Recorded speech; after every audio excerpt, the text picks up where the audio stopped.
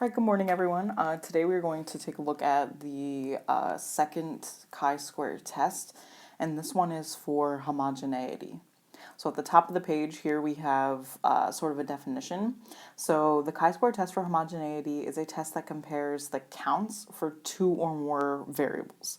So instead of one category and one group, like the goodness of fit test, this allows us to do a comparison for more than one group or category.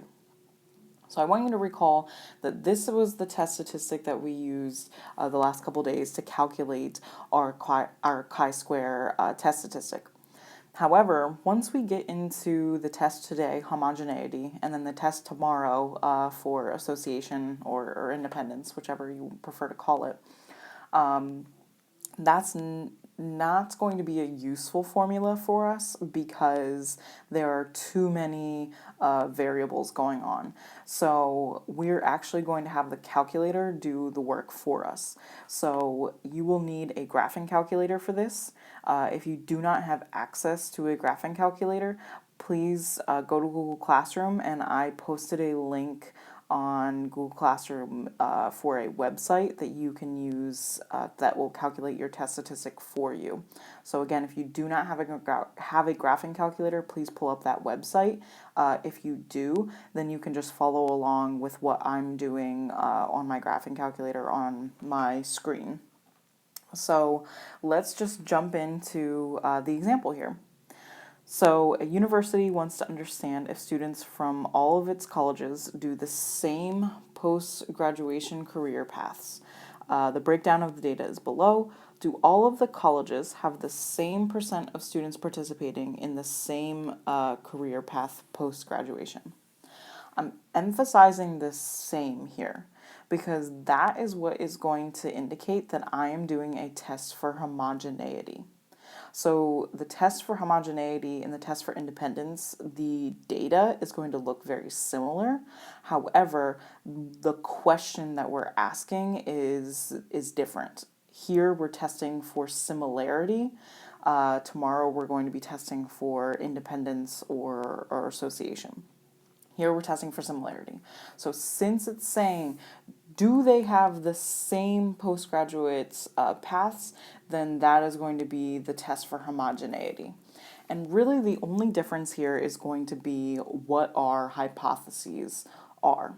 So in the chi-square test for homogeneity, the null hypothesis states that there is a similarity between whatever we're looking at. So similar, in this case, career paths.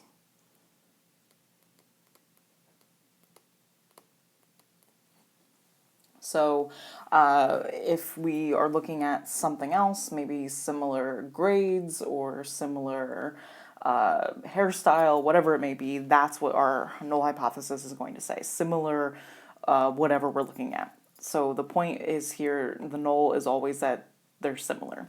However, the alternate is that they are not similar.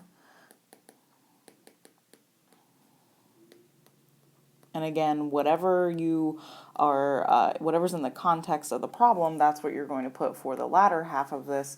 But the former is always going to be the same. The null is always that we're similar. The alternate is always not similar. So now we're going to take a look at our conditions here. So again, we need to meet the same conditions that we did yesterday, but these ones are going to be a little bit more involved just because we have more data going on. So again, our first step with our hypotheses, the second are our conditions. So here we need, again, the random condition. And looking at this, does it say in the problem that we took a random sample? It does not say that we took a random sample. However, we're just going to assume randomness for the sake of the problem so that we can actually do this example. So we'll assume randomness here. We'll also assume independence, but the way that we would break that down, excuse me, is our total. So our n here is going to be the total in the table. So 2096. and they're testing colleges. So there are probably over several million college students in the world. So we're just going to assume that we have infinite. So then we're good to go there. We're random, independent. And then our normal condition is the observed counts. So to find the observed counts, I need to actually just look at the column totals. So I'm just looking at these values here and these values here. And so I'm not really looking at the joint frequencies, I'm only concerned about the marginal frequencies. So because all of those values, those observed totals, are greater than 5, greater than or equal to, we're good to go there. So our third step after we test the conditions is to find our chi-square test statistic. So normally, if we were doing goodness of fit, we would use the formula above. However, we have too many values in our table to actually calculate these chi-square test statistic, the terms in there.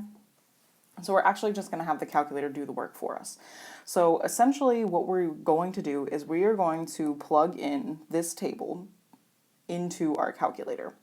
If you don't have the calculator, again, please just go to that website and then just put in the joint frequencies, just the middle of the table, not the totals.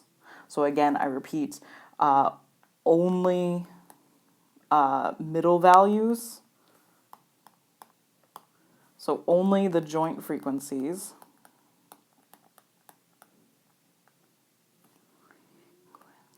You know my spelling, so bear with me. Only the joint frequencies are going to go in the calculator, not the marginal. So no totals in our calculator. If you put the totals, it's not going to do it right. So we're only going to look at the joint frequencies, not the marginal frequencies. So I'm going to cut over to my calculator. If you want to follow along, please take out your calculator. If you don't have one, again, please just go to that website that I posted on Google Classroom. So going over to my calculator, this actually is a TI-84 calculator. It just looks a little bit different just because it's not on a calculator, but all of the buttons are in the same place. So what I'm going to do in order to plug this table into my calculator is go to the matrix function. So in order to do that, I'm going to press second and then x to the -1. So you'll see in the top it says matrix here, top left corner, and I'm going to press that. So now it's going to pull up this list where it says A, B, C, and so on in brackets. If you go over to the edit portion, so scroll over to edit, I'm going to use just the first one. So I'm going to click on the A matrix. Now you see I already have my values put in here, but I'm going to clear those out just so that we get a good reading on this. So let me just zero all of those out.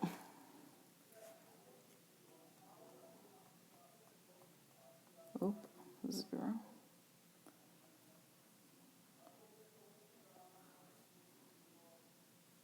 Okay, so this is what your calculator should pull up when you press on matrix A. Please make sure you are in the matrix A column.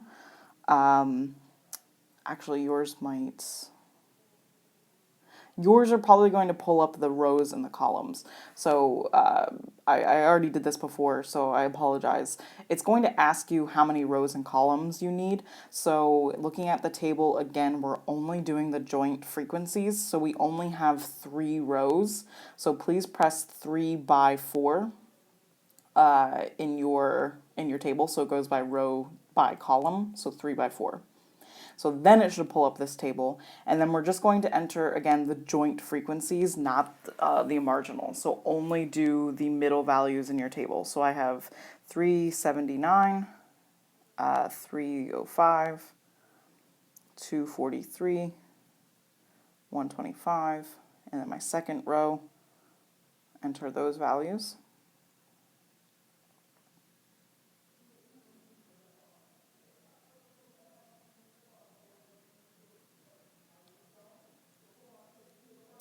123, 37, and then 58.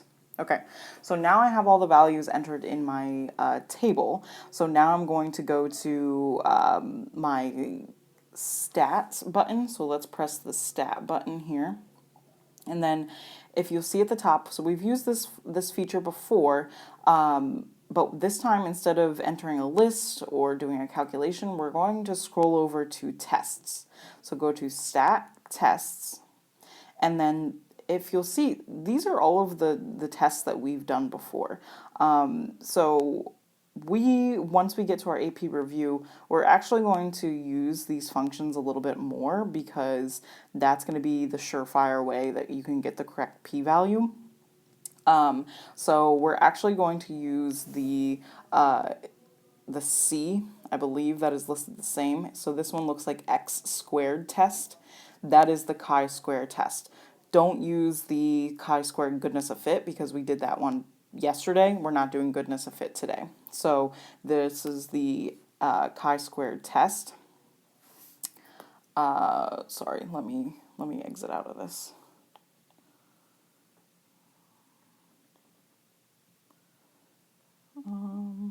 Sorry. Just trying to figure this one out on here. Second quit. Okay, there we go. So our home screen. So let's go back to that. So stat tests, and then the chi-square test. So if you'll see at the top, it says, what are your observed values? So that's what A is going to be. The expected, it'll say matrix B. This one, we haven't put anything into matrix B, and we don't want to because it is going to calculate their expected values for us. So we were having a couple issues on Tuesday about how to calculate the expected value. Here, again, the calculator is going to do the work for us, so we don't even need to worry about that. So here we're just going to say the observed was matrix A, that we entered those values in, and then the expected is going to calculate those for us. And now we're just going to press calculate, and you'll see that it has created the p-value for us, as well as the chi-square value and our degrees of freedom. So it's already given us all of these values. So now I want you to pause the video and go through these steps on your calculator just so that you are comfortable using these functions. And if you do have any questions, again, please join my Zoom call and let me know if you have any questions on how to do this with your calculator. So now we're going to go back to our worksheet, and we're going to write down those values that we calculated using our calculator. So our chi-square was 54.5, and then our p-value, they already gave it to us, is going to be really, really, really small. So 5.8 times 10 to the negative 10. So this is going to be a really, really small p-value. And if we were to look at our chi-square table, 54.5 would not be on there. It would be all the way on the right-hand side, indicating that we are really, really small. We are less than 0.0005, and that this value is definitely less than that. This is practically 0. So we're definitely going to be smaller than alpha. But one other thing I wanted to know is the degrees of freedom. So they said the degrees of freedom here was 6. And the way that we calculate the degrees of freedom in the homogeneity and the independence is we take the number of rows minus 1 and multiply that by the number of columns minus 1. So here that we have 3 rows and 4 columns. So this would be 2 times 3, which does indeed give us 6 degrees of freedom. So that's how they're calculating the degrees of freedom in your calculator. So again, our last step here is just to compare the p-value against alpha. So here our p-value, since it's really, really small, if alpha's not given, so we're going to assume that alpha is 0.05. This is definitely less than alpha. So we are going to reject our null hypothesis here. All right, so from here you should be able to do the rest of the classwork and the exit ticket. So please let me know if you have any questions. I'll be on Zoom at 8:20 to field any questions. All right, have a great rest of your day, everyone.